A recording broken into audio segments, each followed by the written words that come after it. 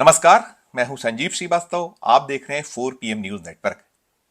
प्रधानमंत्री नरेंद्र मोदी ने अब की बार 400 पार की हुंकार भरी है, तो इधर मध्य प्रदेश में 29 शून्य के लिए केंद्रीय गृह मंत्री अमित शाह अटक गए हैं। मध्य प्रदेश में बीजेपी के कई प्लान हैं और उन प्लान्स में खासकर राज्य की छिंदवाड़ा सीट को बीजेपी टारगेट कर कर चल रही है। 2019 के चुनाव में राज्य की 29 में से 28 सीटें बीजेपी ने हासिल की थीं और इस बार भाजपा का लक्ष्य 29 की 29 सीटों का है। वो 29 शून्य का नतीजा चाहती है और भारतीय जनता पार्टी के प्रमुख रणनीतिकार, चुनावों के मास्टरमाइंड कहती है बीजेपी अमित शाह को। उन्होंने भाजपा को जो लक्ष्य दिया है मध्य प्रदेश की इकाई को, और साथ साथ वे स्वयं और केंद्र का उनका पूरा का पूरा कुनबा इस उधेड़बुन में है कि मध्य प्रदेश में इस बार नतीजों को 29 शून्य के लक्ष्य के जो एक घोषणा है उसको मूर्त रूप देकर ही दम लिया जाए। और उसी क्रम में बीजेपी आगे बढ़ रही है। भारतीय जनता पार्टी ने मध्य प्रदेश की 29 में से 24 लोकसभा सीटों के प्रत्याशियों की घोषणा कर दी है। जो टिकटें घोषित की गई हैं उनमें अभी छिंदवाड़ा बाकी है, और भी सीटें हैं। इंदौर भी सीट है, जो राज्य की कुल 5 सीटों पर अभी एक उम्मीदवारों का ऐलान होना है। लेकिन छिंदवाड़ा की सीट को एक रणनीति के तहत रोका गया, ये सभी समझ रहे हैं। एक जो राजनीति को समझने वाला एक बहुत ही साधारण सा भी जो शख्स होता है उसकी भी समझ में आ रहा है कि इसे क्यों रोका गया है। बीच में ये एक कयास और एक सुगबुगाहट चली थी कि कमलनाथ नकुलनाथ भारतीय जनता पार्टी में आ रहे हैं। जो प्लान 1 था, हम कह सकते हैं, जैसे प्लान 1 जो चला था और कहीं ना कहीं भारतीय जनता पार्टी की ओर से इशारा था, शायद इसीलिए चलता रहा था। और अभी भी बीजेपी ने उम्मीद आस नहीं छोड़ी है, जबकि कमलनाथ नकुलनाथ की ओर से सफाई आ गई है कि वे कहीं नहीं जा रहे हैं। कांग्रेस में थे, कांग्रेस में रहने वाले हैं। लेकिन भारतीय जनता पार्टी की ओर से जो बयान निकल निकल कर आ रहे हैं, चाहे वो मुख्यमंत्री मोहन यादव हों या भाजपा के अन्य नेता हों, वे बार बार दोहरा रहे हैं कि अभी खेल खत्म नहीं हुआ है, खेल अभी बाकी है। और देखिए, मध्य प्रदेश में अगर हम पिछला इतिहास देखें कुछ चुनावों का, जगह 2004 लोकसभा, 2009, 2014, 2019, कई बार बड़े ऐसे चौंकाने वाले फैसले भारतीय जनता पार्टी देती रही है या करती रही है, जिसने राज्य की जो राजनीति है उसमें एक गहरी छाप छोड़ी है। और कहीं ना कहीं कांग्रेस भी विस्मित होती रही। याद करिए एक वो चुनाव मध्य प्रदेश का लोकसभा का, जब कांग्रेस ने भिंड से भागीरथ प्रसाद को टिकट दिया था। भागीरथ प्रसाद एक रिटायर्ड नौकरशाह, एक रिटायर्ड भारतीय प्रशासनिक सेवा के अफसर, जो पहले भी कांग्रेस के कृपा पात्र रहे थे। चुनाव उन्होंने हाथ से जीता था कांग्रेस के टिकट पर, लेकिन जब टिकट घोषित होने के बाद अचानक वे पलट गए थे और उसके बाद ना केवल पलटे थे बल्कि वे बीजेपी की गोद में जा बैठे थे। और बीजेपी ने उसी भिंड से भागीरथ प्रसाद को टिकट दी थी। तो कुछ भी संभव है, कुछ भी मुमकिन है। अभी कांग्रेस की सूची आनी है। कांग्रेस की ओर से यह कहा जा रहा है कि राहुल गांधी की यात्रा जब मध्य प्रदेश से निकल जाएगी उसके बाद पहली सूची कांग्रेस लोकसभा के उम्मीदवारों की घोषित कर देगी। और उसकी अपनी जो भी कवायद है वो चल रही है। उसने होमवर्क कर रखा है, कई नाम उसके भी तरफ से तय हैं। और ये संभावनाएं भरपूर हैं कि यदि कमलनाथ नकुलनाथ कांग्रेस में बने रहते, जैसा कि उन्होंने दावा किया, कहा हुआ है। नकुलनाथ ने चुनाव लड़ने की घोषणा तो बहुत दिन पहले कर दी थी। उन्होंने कहा था कि छिंदवाड़ा से वे स्वयं पुनः उम्मीदवार होंगे।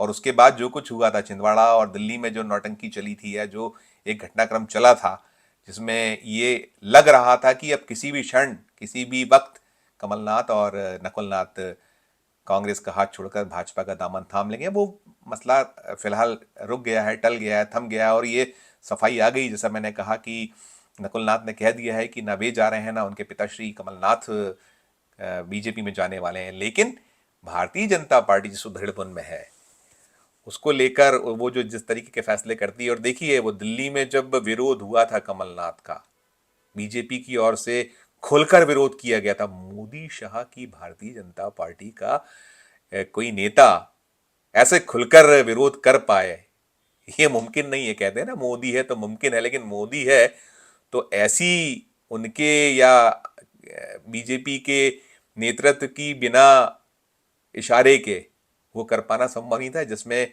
वो दिल्ली के एक भाजपा नेता ने कह दिया था कि कमलनाथ सिख दंगों के आरोपी हैं, उनको लेकर हम लड़ते रहे हैं। और साथ में उन्होंने ये भी कहा था कि नकुलनाथ से उन्हें कोई कठिनाई, नकुलनाथ आ जाए तो आ जाए। मतलब बड़ा सस्पेंस सा था, है और अभी बना हुआ है, अभी खत्म नहीं हुआ है। तो अभी जो कुछ चल रहा है उसमें बीजेपी ने जो अपने प्रत्याशी घोषित किए हैं, इन सब के बीच जो कमल खिलाना है छिंदवाड़ा में, जो संकल्प है, जो एक प्रण लिया हुआ है, उस कमल को खिलाने के लिए कुछ भी गुल भारतीय जनता पार्टी खिला सकती है, कुछ भी संभव है।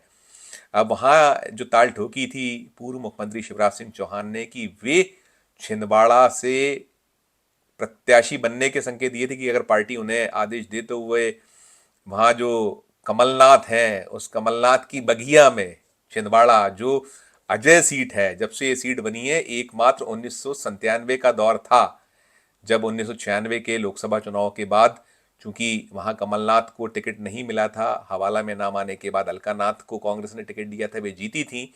और कमलनाथ ने हवाला से उन्हें क्लीन चिट मिलने के बाद अलका नाथ को केवल इसलिए इस्तीफा दिलवा दिया था कि वे पुनः सांसद हो जाए। और दिल्ली में ये भी चला था कि कोठी बचाना है, उनकी जो अपनी मंत्री पद के नाते उनको बंगला मिला हुआ था वहां उसको बचाना है, इस तरह की चर्चा चली थी। और फिर वो चुनाव लड़े थे, उपचुनाव लड़े थे, और उसमें सुंदरलाल पटवा जो मध्य प्रदेश के पूर्व मुख्यमंत्री थे, उन्होंने कमलनाथ को शिकस्त दी थी। एक बार ऐसा हुआ था। अब वही कुछ दोहराने का इरादा भारतीय जनता पार्टी रखे हुए, उसने ठान लिया है कि छिंदवाड़ा में कमल खिलाना है। कैसे खिलेगा? या तो कमलनाथ खुद उनके हो जाए, नकुलनाथ हो जाए तो कमल खिल जाए, और नहीं खिल रहा है, नहीं होता है तो प्लान बी भी, प्लान टू भी उन्होंने सोच रखा है।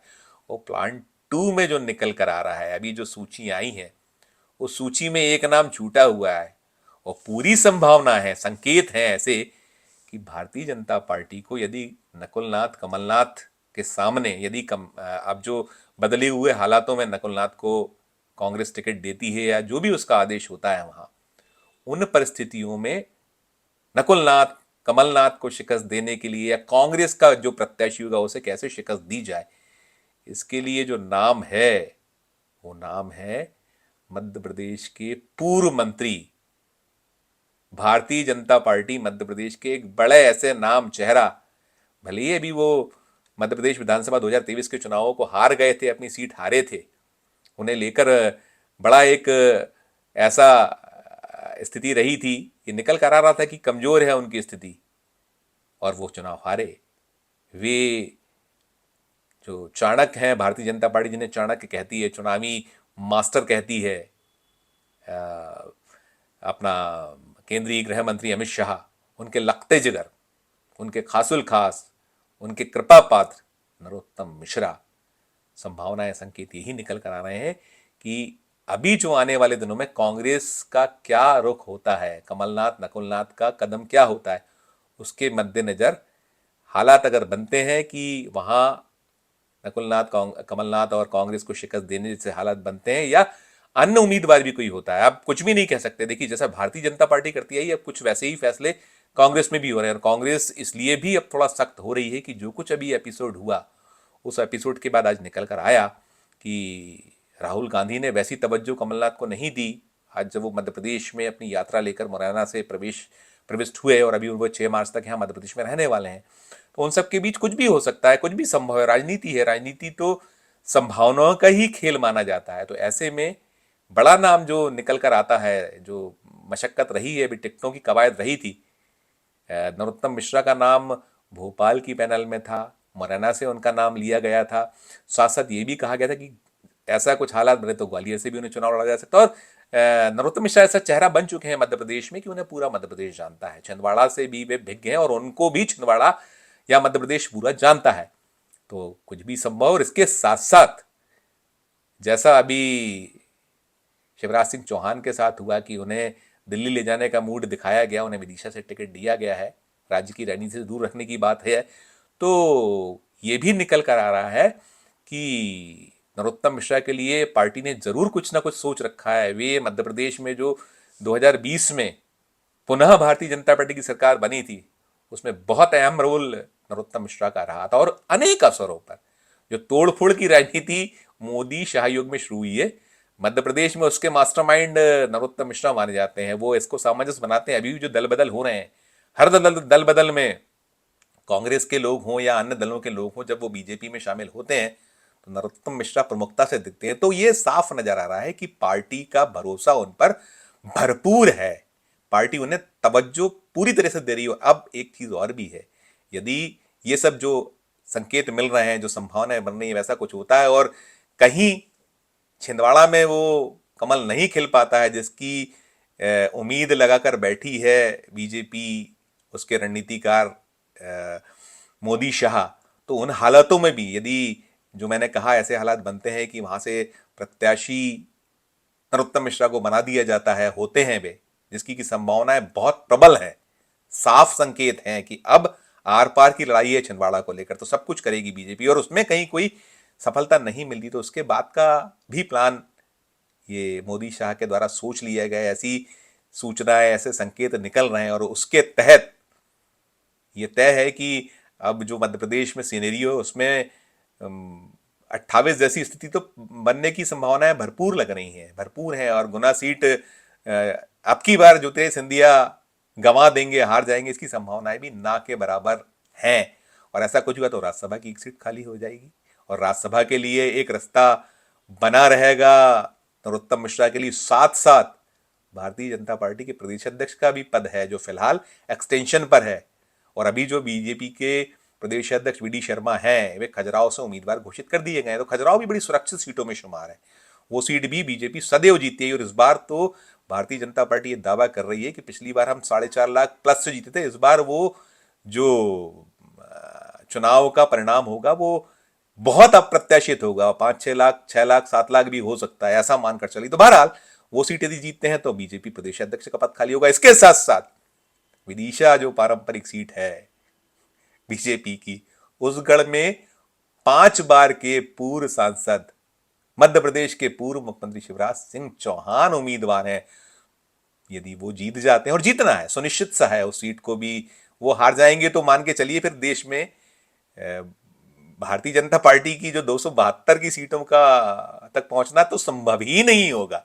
और वे जीतेंगे तो बुधनी सीट खाली होगी। तो नरोत्तम मिश्रा के लिए बहुत सारे विकल्प खुले हुए हैं और ये तय है कि भारतीय जनता पार्टी, उसके पैरोकार, उसके रणनीतिकार, जिसके नरोत्तम मिश्रा लगते जिगर हैं, यानी कि बहुत शीघ्र या तो नरोत्तम मिश्रा केंद्र की राजनीति में नजर आएंगे, और केंद्र की राजनीति में नजर नहीं आते हैं तो बहुत प्रबल संभावना है कि वे बुधनी सीट से शिवराज सिंह के सक्सेसर बन के मोहन यादव सरकार में फिर, जैसी वो पिछले 20 सालों के दौरान में जो अधिकतम समय, अगर 15 महीने का कमलनाथ का कार्यकाल छोड़ दिया जाए तो पूरे समय भारतीय जनता पार्टी की सरकार रही है। और वे एक अभी हाल के जो आखिरी दौर रहा है शिवराज सिंह चौहान का, ये चौथी पारी या तीसरी पारी, उसमें विधानसभा को वो बैठकर नीचे से ही चलाया करते थे। वो मंत्री थे और मंत्री पद पे रहते हुए आसंदी को चलाया करते थे। वैसे हालत तो नहीं, लेकिन हाँ ये सुनिश्चित सा है कि मोहन यादव सरकार में भी उन्हें जगह मिल सकती है। तो राजनीति संभावनाओं का जैसा खेल है, उसी तरीके की संभावनाएं बन रही हैं।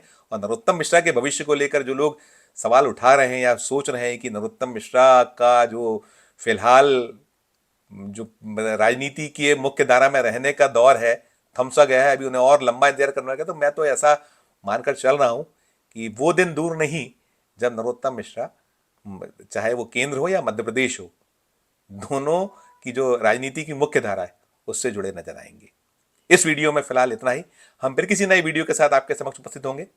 हमारी नियमित अपील की हमारे मध्य प्रदेश के इस चैनल को लाइक कीजिए, सब्सक्राइब कीजिए। हमारे इस चैनल को यदि आपने ज्वाइन नहीं किया है तो इसमें ज्वाइन का बटन जरूर दबाइए और साथ में बेल आइकन भी दबाइए ताकि हमारी मध्य प्रदेश की हर खबर आपको निर्बाध रूप से मिलती रहे। हमारे इस वीडियो को अधिक से लोगों शेयर भी कीजिए और हमारे इस वीडियो के कमेंट बॉक्स में जाकर वीडियो को लेकर कमेंट जरूर कीजिए कि वीडियो आपको कैसा लगा। और देखते रहिए 4 PM Madhya Pradesh, 4 PM national और 4 PM हमारे अन्य राज्यों के चैनलों को। धन्यवाद, नमस्कार।